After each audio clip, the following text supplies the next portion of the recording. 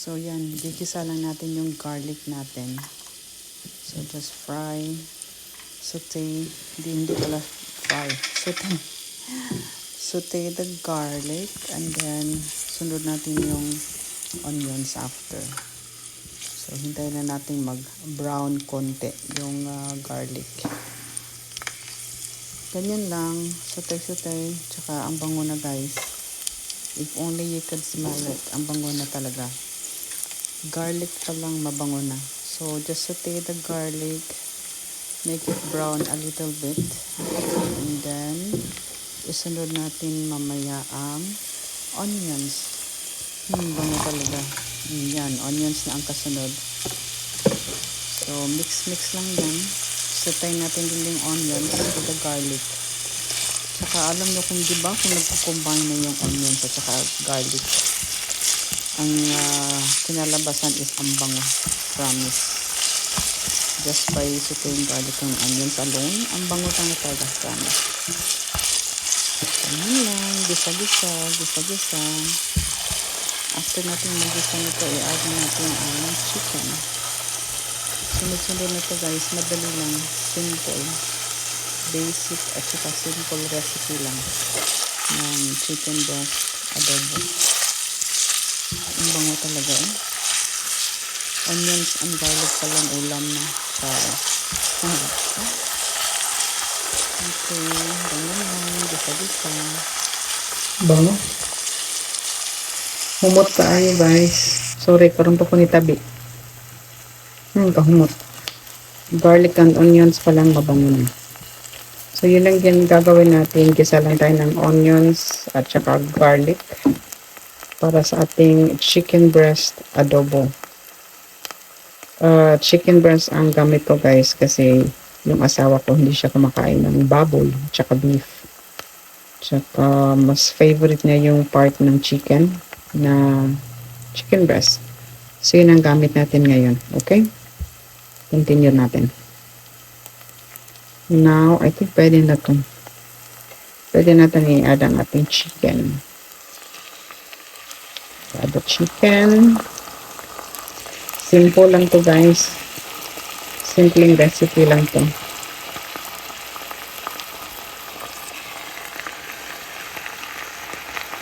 Pang ano lang to. Hindi to pang pang restaurant. Char. Pang bahay lang ba? Sa atin lang. So, hayaan mo natin maging ganyan yan. Hayaan muna natin silang mag-embrace ng chicken, onions, at saka garlic. Yan, pwede natin ihalo. Tsaka, by the way, pagkatapos nyo palang mag-handle ng raw na meat, if you notice, kinamay ko lang kanina kasi alam niyo na, itong kamay natin, ito ang pinaka the best na kitchen tools. Yung kamay, as long as malinis, okay lang yan. So, make sure pagkatapos nyung humawak ng raw na meat, maghugas kayo ng kamay, ha? Para walang contamination. Kung napansin nyo, kinamay ko lang siya nga pag halo ko ng paglagay ko pala ng chicken, hindi paghalo. So, dapat maghugas ng kamay, ha? Para for sanitary purposes, tsaka iwas contamination. Ang chicken breast, madali lang siyang maluto. Tsaka, hindi siya pwedeng ma-overcook. I think, takpan nga natin sandali. 2 minutes lang. Okay, check na natin. Pwede na yan. Pwede na yan lagyan ng soy sauce.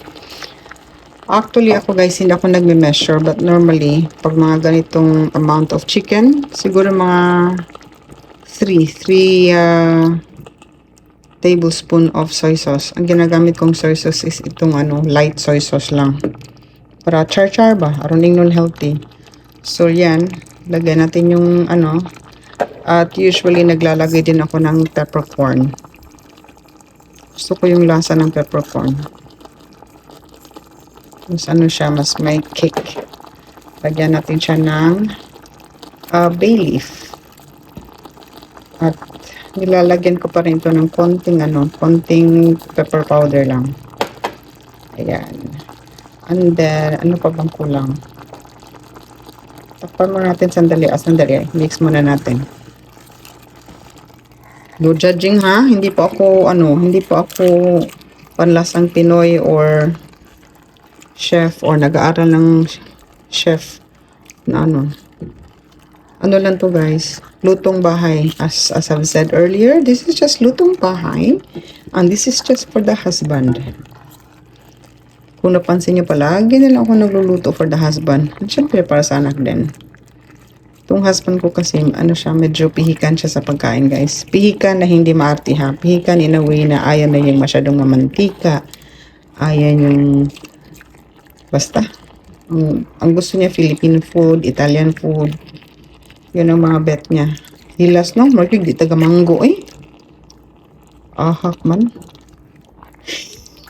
Gilibak ang bada. Marking di taga mango, ah. Ay, still lan. So, yun nga. Ano na ba yun? Sigway na naman akong style ko, sigway. Pero nakukulangan ako sa soy sauce. Ang patis is Tagalog yan sa amin.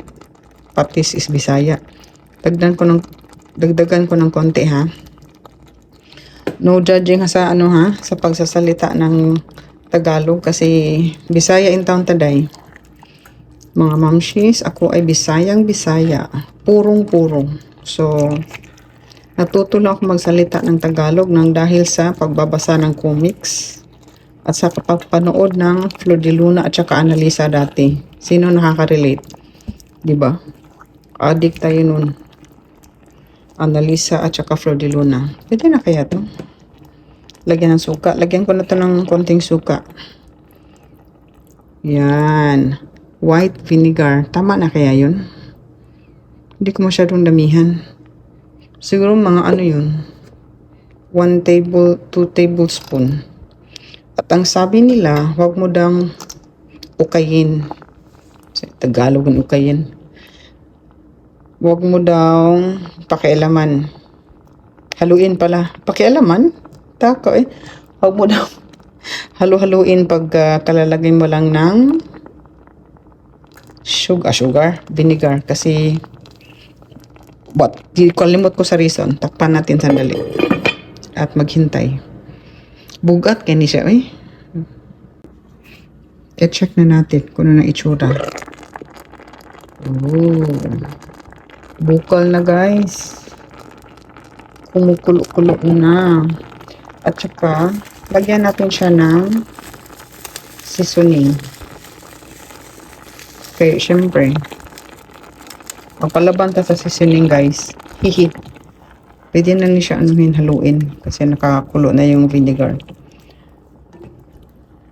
Kailangan natin ng help. So, naglagay tayo ng konting seasoning. Magic sarap. Kasi minsan wala tayong wala tayong tiwala sa sarili natin. Sometimes you don't trust your own skills. Kailangan let's call a friend. Si Magic Sarap. So, lagyan natin siya ng Magic Sarap. Konti lang. Wala pa to. May mga pula-pula pa oh. Saka ko na siya titikman. Tsaka yung ko pala, adobong manok ko or chicken breast, nilalagay ko siya ng konting butter. Ewan ko kung yung iba naglalagay. Basta ako naglalagay. Kasi parang I find it very dry.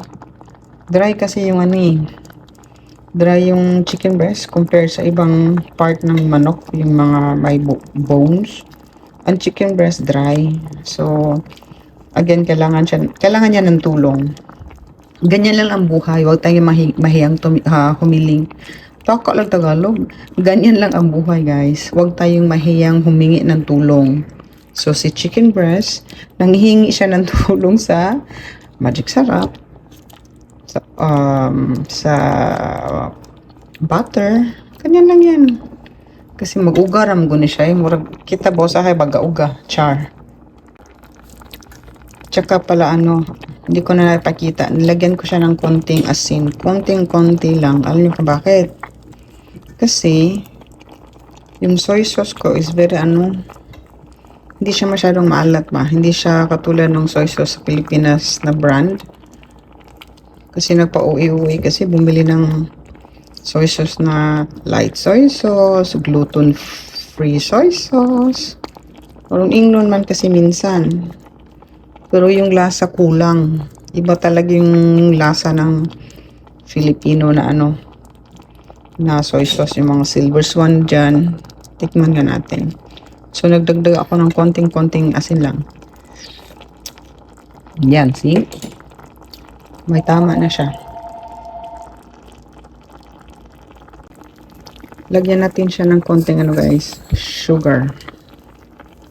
Sorry, natakpan yung camera. Konti lang. Konti na ba yun? Tama na ba yun? A little bit more. Ano tong sugar na ginagamit ko? Sugar cane.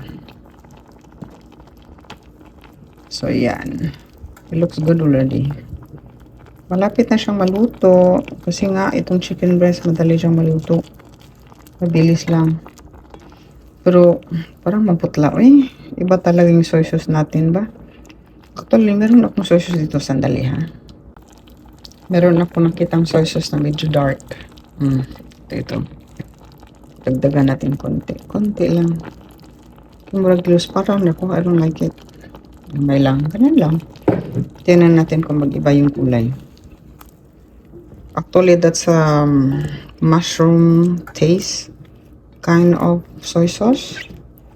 Basig ma-affected ang taste. Patay tani ron. Wala na. Basta kay like color. Pasensya na masyadong aso. Ewan ko kung sa Tagalog ang aso. Usok. Okay, i-check na natin ang ating adobong manok. Ooh, in fairness. I think ito na to. Tikman natin.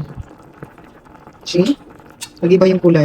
Nilagyan ko siya ng ng mushroom flavored na soy sauce. At saka, mas appealing na tingnan ba, diba? Kaysa kanina, masyadong maputla.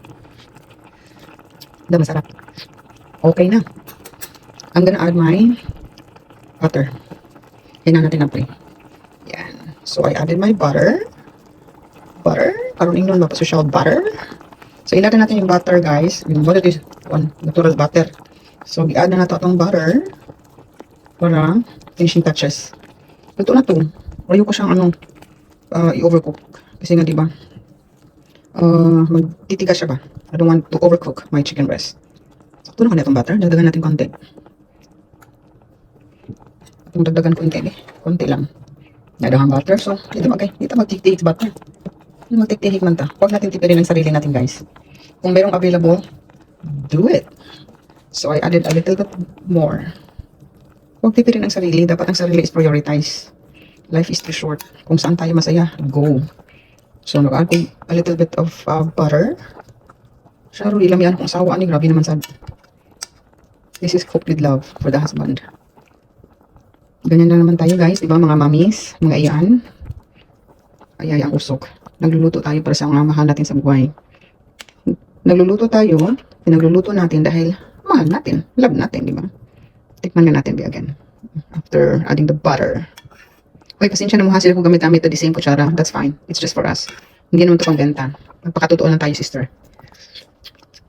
In fairness. Guys, I recommend lagyan ng butter. Bitaw, lagyan nyo ng butter yung yung chicken, yung adobo, masarap siya. I like it. Meron siyang a little bit of kuan. A little bit of social na lasa. Luto na niyo eh. Ato kuno ng asog ang kayo bigamay. Iyak na to gamay. Inak to ng above low. Puno. Luto na. I think it's time to turn off the light. Turn off the fire pala. Luto na eh. So quick and easy. That's it for today's vlog. Chicken breast adobo my style. Kanya-kanyang diskarte at kanya-kanyang style lang tayo. Meron tayong mga pinapanood na mga recipes dyan sa YouTube. Syempre, that's a big help. Pero kung gusto nyo lagyan ng sarili nyong twist, sarili nyong style, go ahead. Walay magbuot. Dapat huwag kayong mahiya kasi walay magbuot. Your life, your cooking, your style. Tama lang sa alat, guys, at saka tamis ng sugar. And then, cover it. Turn off the apoy. All done. Quick and easy. Okay, that's it for today's vlogs, guys. Next, ano na tayo? Off to the next household chore. Have a good weekend, everybody. Today is Saturday, by the way. So, enjoy. One more peek. Done. Wait, by the way, tignan nyo. Nagtubig siya. Wala naman ko nilagay na water. Ba't nagtubig? Ugara na later. Okay, that's it na. Bye. Thank you for watching. See you on the next vlog. Daghan kayong salamat sa pagtanaw. God bless.